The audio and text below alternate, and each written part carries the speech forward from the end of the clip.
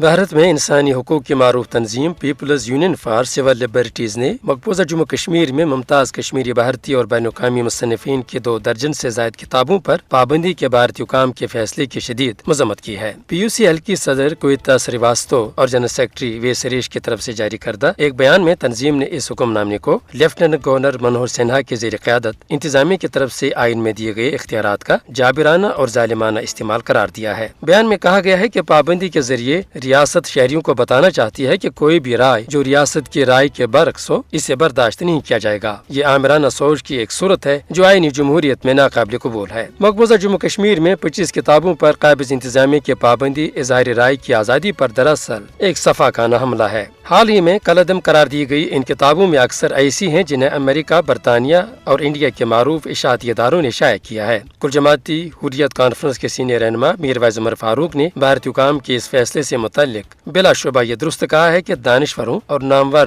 مورخین کی کتابوں پر پابندی لگانے سے کشمیر سے متعلق تاریخی حقائق اور کشمیری عوام کی زندہ یادوں کا ذخیرہ مٹایا نہیں جا سکتا۔ یہ امر قابل ذکر ہے کہ کتابوں پر پابندی ان کتابوں کی مشہوری کا سبب بنتی ہے۔ مبصرین کا کہنا ہے کہ ابھی تک ایک مخصوص حلقے نے ان کتابوں کا مطالعہ کیا تھا، لیکن اب پوری آبادی میں ان کتابوں کو پڑھنے کا تجسس پیدا ہو جائے گا کہ آخر ان کتابوں میں ایسا ہے کیا کہ انہیں خطرناک قرار دیا جا رہا ہے۔ در حقیقت یہ کتابیں خطرناک نہیں ہیں بلکہ ظالم کی وہ سوچ ہے جو سچائی سے خوف کھاتی ہے۔ کتابیں جلائی جا سکتی ہیں، ان پر پابندی عائد کی جا سکتی ہے، لیکن فکر و حریت کو بند مٹھی میں کبھی بھی قید نہیں کیا جا سکتا۔ People's Union for Civil Liberties نے مزید نشاندہی کی ہے کہ بھارتی حکمران کتابوں کی بڑے پیمانے پر ضبطی کے لیے برطانوی دور کے ایک نو آبادیاتی قانون کو استعمال کر رہی ہے جو بھارت کے مطالبہ آزادی کو دبانے کے لیے بنایا گیا تھا۔ تو آج کشمیریوں کا حق آزادی دبانے کے لیے مودی سرکار اس کالے قانون کا سہارا لے رہی ہے، لیکن جذبہ آزادی کو ڈیموگرافی بدلنے،